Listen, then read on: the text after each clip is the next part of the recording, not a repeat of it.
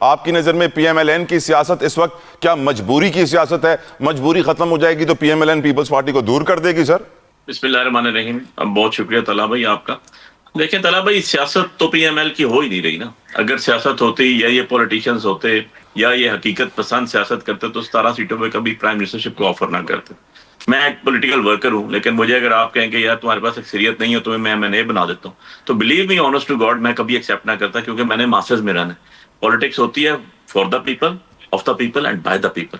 اب بات یہ ہے کہ عوام کو ہٹ کے اقتدار انجوائے کرنا از ناٹ اے پولیٹیکل، میں سمجھتا ہوں سمجھداری نہیں ہے نا، اس کو عقل مندی کہتے ہیں.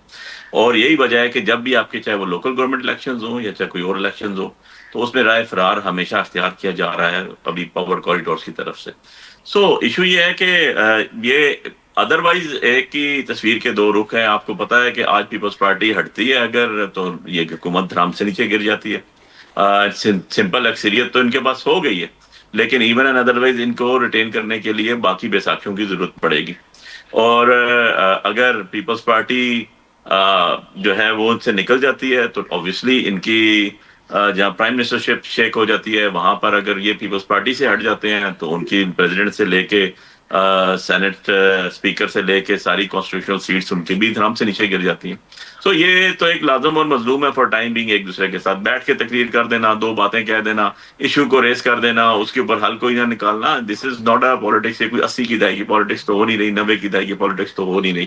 آپ میں اور جو 18 سال کا بچہ ہے اس کو بھی پتا ہے کہ یہ ساری چیزیں کیسے چل رہی ہیں.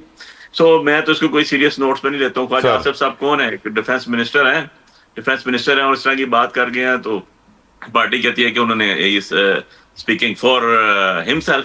تو اچھی بات ہے یار، اس کو منع کریں کہ پھر وہ پارٹی کے سلوگن سے بات نہ کرے، پارٹی کے پلیٹ فارم سے بات نہ کرے. اور اگر اس نے بات کر دی ہے تو پارٹی اس کے پیچھے کھڑی ہو جائے. پھر دو ہی صورتیں ہوتی ہیں نا، تیسری صورت تو کوئی بھی نہیں ہوتی. طلبہ مجبوری ہے نا سر. خواجہ آصف صاحب بڑے پاورفل سیاستدان ہیں، نون کی مجبوری ہے، ان کو الگ تھوڑی نہ کر سکتے.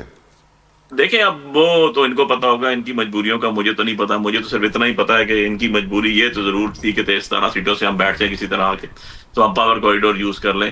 سو ایشو یہ ہے کہنے کا کہ میرا مطلب جو بات کرنے کا تھا کہ جو ایشو ہے وہ کوئی اور تھا. کراچی کی بلڈنگ جلی ہوئی تھی، وہاں لوگوں کی شہادتیں ہو رہی، لوگ شہید ہو رہے، لوگ فوت ہو رہے، وہاں پر پتہ نہیں چل رہا. اور اس ٹاپک کو لے کے کہاں پر چلے گئے. 28th امینڈمنٹ آ رہی ہے، 28th امینڈمنٹ کے اندر کیا چیزیں ہو رہی ہیں، نئے یونٹس بن رہے ہیں، بعد میں بن رہے ہیں. یہ ڈیبیٹ کس کے اوپر تھی؟ ایشو کیا تھا؟ ہونا کیا چاہیے تھا؟ سولوشن کیا ہونا چاہیے تھا؟ کسی مسئلے کو ریز کرنا تو بہت بڑی بات ہے نا. مجھے خوشی ہوتی کہ وہاں پر اگر کوئی کھڑے ہو کے کہتا اوکے جی ہم آج سے یہاں ڈیسائیڈ کر رہے ہیں، we are the highest forum in the Pakistan right now at the moment, کہ آج کے بعد کوئی بلڈنگ نہیں بنے گی جس کے اندر سیکورٹی کے الارمز نہیں ہوں گے، جس کے اندر شاورز نہیں ہوں گے، جس کے اندر ایگزٹ سٹیئرز اور ایگزٹ چیزیں نہیں ہوں گی. اور جو بلڈنگز آلریڈی بنی ہوئی ہیں جنہوں نے علی بھائی یہ کام بہت پہلے ہو گیا تھا، اس پہ عمل درآمد نہیں ہو پا رہا ہے. کاغذوں میں تو سب اچھا ہے سر، کاغذوں میں سب اچھا ہے. کی بات کروں، میں نے اگلی بات یہی کہنی تھی کہ جن کے دور میں ہوا یہ اور نہیں کر سکے. دیکھیں سرکاری مشینری جو بیٹھے ہوتے ہیں، آپ کے بیوروکریٹس جو بیٹھے ہوتے ہیں، وہ ایگزیکٹو ہیڈ کے نیچے آتے ہیں، چاہے وہ پروونشل ایگزیکٹو ہیڈ ہو یا چاہے وہ آپ کا فیڈرل ایگزیکٹو ہیڈ ہو. یہی ایگزیکٹو ہیڈ ہے، وہ تو نہیں ہے. اگر ان کے نیچے بیٹھ کے کوئی بندہ کہنا نہیں مانتا تو ان کو چھوڑ دینا چاہیے نا کام. نہیں چھوڑ، مجبوری. میں پھر اپنے اسی ورڈ پہ آتا ہوں سر، مجبوری ہے، نہیں چھوڑ سکتے. خیر عظمیٰ کاردار صاحبہ، thank you madam for your patience. Please respond to all the allegations. بسم اللہ الرحمن الرحیم. بہت شکریہ تعالیٰ، آپ نے مجھے انوائٹ کیا. سب سے پہلے تو دل اتنا افسردہ ہے، بہت شدید تکلیف میں ہے گل پلازا کی وجہ سے، اور جو صفحے ماتم بچھی ہے، بہت سارے گھروں میں تباہ ہو گئی ان کی جان و مال. اس کا جتنا بھی افسوس کیا جائے وہ کم ہے. میں سٹارٹ کرتی ہوں آپ کے پی ٹی آئی کے مہمان سے. انہوں نے تھیوری تو بہت اچھی پڑھی ہوئی ہے جمہوریت کی، for the people, of the people, by the people, لیکن پریکٹیکل جو ہے نا ان کا صرف ایک ہے. اور وہ سی ایم آفریدی نے آپ کو بارہا کہہ کے تو وہ بتا دیا ہے کہ جی ہمیں کسی کی کوئی پرواہ نہیں، کے پی میں کیا ہو رہا ہے نہیں ہو رہا، لوگوں کا کوئی ہمیں مسئلہ نہیں، ہمیں صرف ڈیالہ میں ہمارا جو بانی ہے نا اس کو ہم نے نکالنا ہے باہر، بس ہمارا ایک ایجنڈا ہے، ہمارا اس کے علاوہ ایجنڈا ہی کوئی نہیں ہے. دیکھیں دوسری بات یہ ہے کہ مجبوری جو خواجہ آصف نے کہی، مجھے نہیں معلوم انہوں نے یہ ورڈ کیوں یوز کیا، لیکن اگر آپ مجھ سے پوچھیں تو ہمارے یہ سسٹم کا ایک بہت بڑا فیلئر ہے. کراچی جو ہے اس میں جو آبادی ہے سندھ کی 70% آبادی جو ہے وہ کراچی میں ہے. ہمارے 70% ٹیکسز جو ہیں وہ کراچی سے آتے ہیں. اب آپ یہ مجھے بتائیں کہ ایک حکومت جو 17 سال سے وہاں پہ ہے ان کی کیا کوئی ذمہ داری نہیں بنتی؟ مجھے بتا دیں کہ کوئی بھی ایک استعفیٰ آیا ہو ابھی تک، کس کی ذمہ داری تھی؟ کیا ان غریبوں کی، یا جو لوگ اپنے جان سے گئے اپنے مال سے گئے، کیا وہ ملبہ سارا آپ نے ان کے اوپر ڈال دینا ہے؟ کسی نے تو یہ ذمہ داری لینی ہے کہ نہیں لینی ہے؟ اور آپ خود جس طرح آپ کہہ رہے ہیں کہ ایک 2023 میں ایک آڈٹ رپورٹ بنائی گئی تھی کے ایم سی کی طرف سے، کے ڈی اے ساروں نے کہا کہ تقریباً 350 ایسی عمارتیں ہیں جن میں کوئی سیفٹی میجرز نہیں ہیں. آپ نے کیا کیا اس کے لیے؟ 2 سال گزر گئے. اگر کوئی اس کا کوئی آپ کر لیتے، کوئی ایکشن پلان بنا لیتے تو شاید بچت ہو جاتی. افسوس صرف اس بات کا ہے. کیا نون لیگ کراچی کو الگ کرنا چاہتی ہے ایڈمنسٹریٹولی ایٹ لیسٹ؟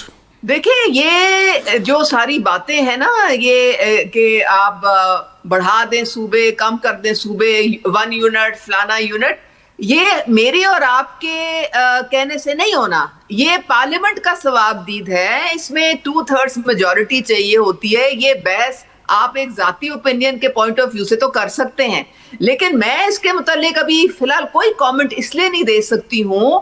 میں صرف یہ چاہتی ہوں کہ پاکستان میں جو ایک شہری کی جو جان و مال ہے اس کی حفاظت کا ذمہ دار جو ہے وہ کون ہے؟ وہ ریاست ہے. اور ریاست نے اگر 18ویں ترمیم میں صوبوں کو سارے مختص کر دیے فنڈز بھی اور اختیارات بھی، تو ریاست جو ہے ایکسپیکٹ کرتی ہے کہ وہ صوبے جو ہیں وہ پیسہ جو ہے وہ جان و مال کی حفاظت کے لیے استعمال کیا جائے.